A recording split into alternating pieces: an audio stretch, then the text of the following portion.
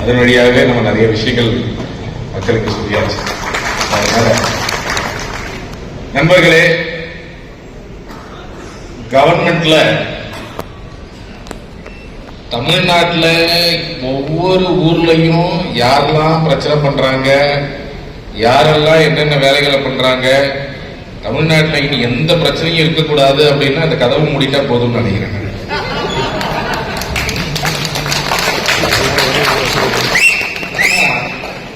அவங்களை பொறுத்த வரைக்கும் அது பிரச்சனை, நம்மளை பொறுத்த வரைக்கும் சமூக மாற்றம் இல்லையா? இந்த ஆர்டிஐ அப்படிங்கிற ஒரு சட்டம் ஒரு மிகப்பெரிய ஒரு சமூக மாற்றத்தை நோக்கி இந்த 20 ஆண்டு காலத்துல நம்ம கையில ஒரு மிகப்பெரிய அதிகாரத்தை கொண்டு வந்து கொடுத்திருக்கு. அதை இந்த நேரத்துல உங்க எல்லாரையும் ஜனவரி மாதத்திலிருந்து ஒரு மிகப்பெரிய கடிய உழைப்பை செலவு செய்து அவங்க ஹக்கீம், தியாகராஜன், ஞானசேகரன், காமன் முருகேசன், விமல், எல்லா என்டையர் டீம் போட்ட எஃபர்ட்டுக்கு நம்ம இந்த நேரத்தில் ஒரு மிகப்பெரிய அவர்களுக்கு ஒரு வாழ்த்து தெரிவிக்கணும்.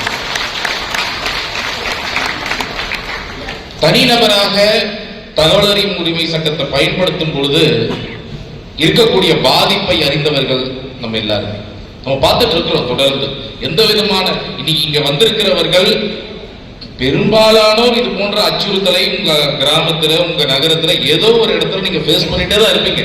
அதை தாண்டி இன்னைக்கு சமூகத்துல ஒரு பெரிய மாற்றத்தை உண்டாக்க வேண்டும் என்பதற்காகத்தான் இன்னைக்கு இங்க ஒவ்வொருத்தரும் இந்த சட்டத்தை பற்றி, இந்த சட்டத்திற்காகத்தான் இன்னைக்கு வந்திருக்கிறீங்க. சரியா?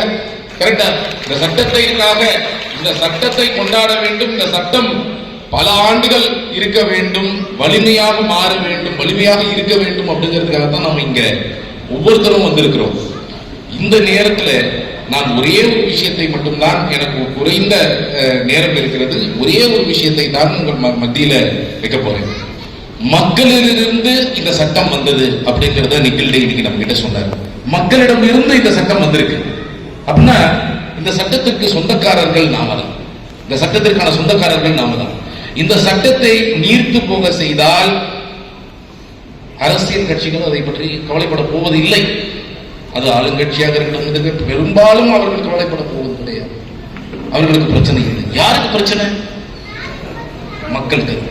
அப்போ இன்று நாம் கொண்டாடக்கூடிய இதே நேரத்தில் இந்த சட்டத்தில் ஒரு மிகப்பெரிய மாற்றத்தை கொண்டு வரப்பட்டுள்ளது.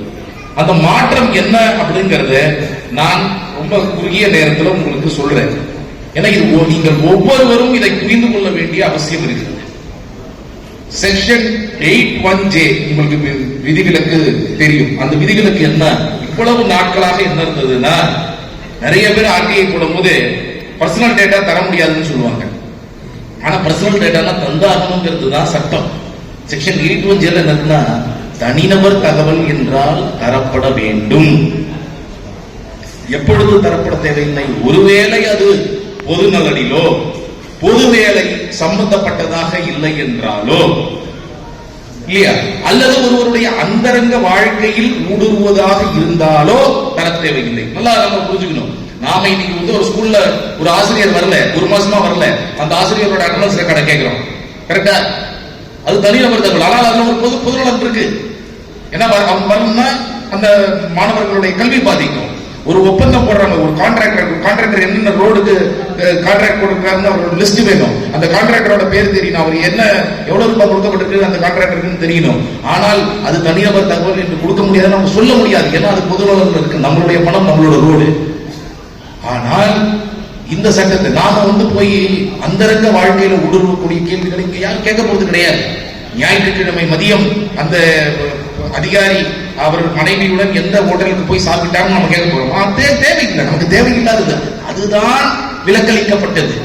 சட்டத்தில் ரைட் டு பிரைவசி, அதாவது அந்த தனியவர் அவர்களுடைய அந்தரங்க வாழ்க்கை சம்பந்தப்பட்டமான விஷயங்களை பாதுகாக்கக்கூடியதற்கும் தகவல் அறியும் உரிமை சட்டத்திற்கும் ஒரு நல்ல சமன்பாடுகளை ஏற்கனவே சட்டத்தில் இருக்கிறது.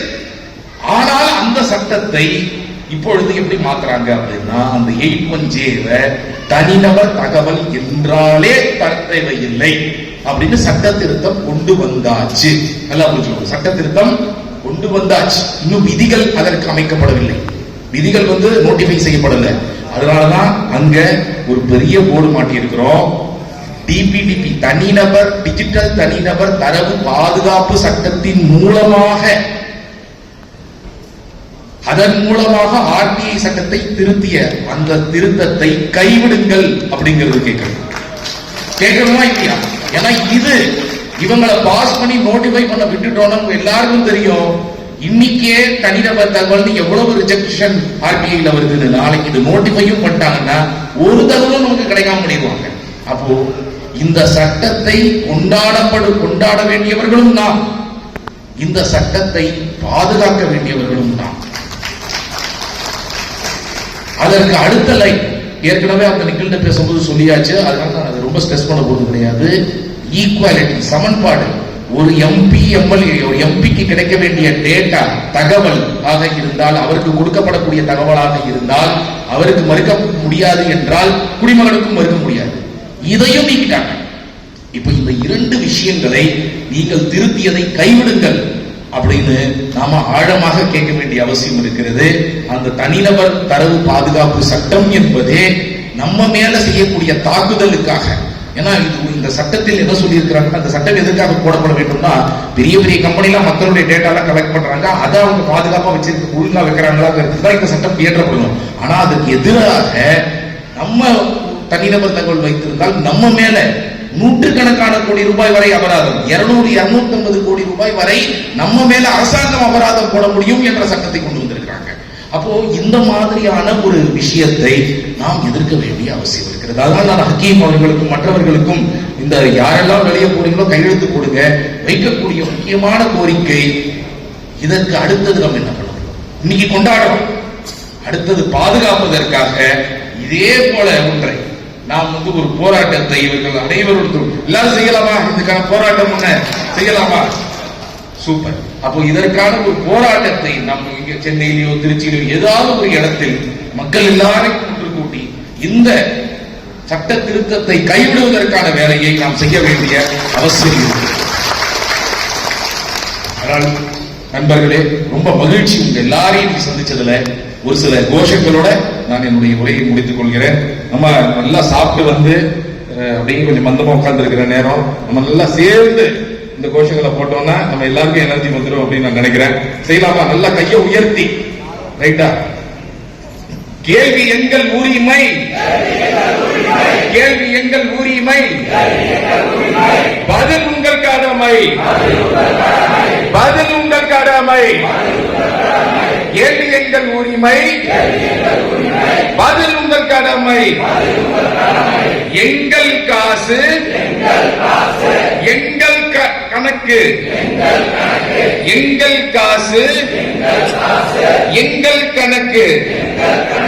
திருத்தாதே, திருத்தாதே,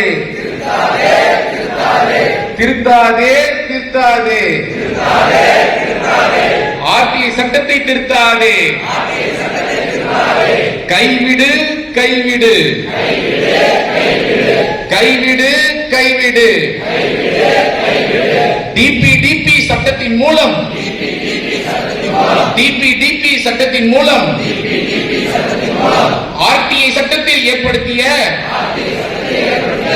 ஆர்டிஐ சட்டத்தில் ஏற்படுத்திய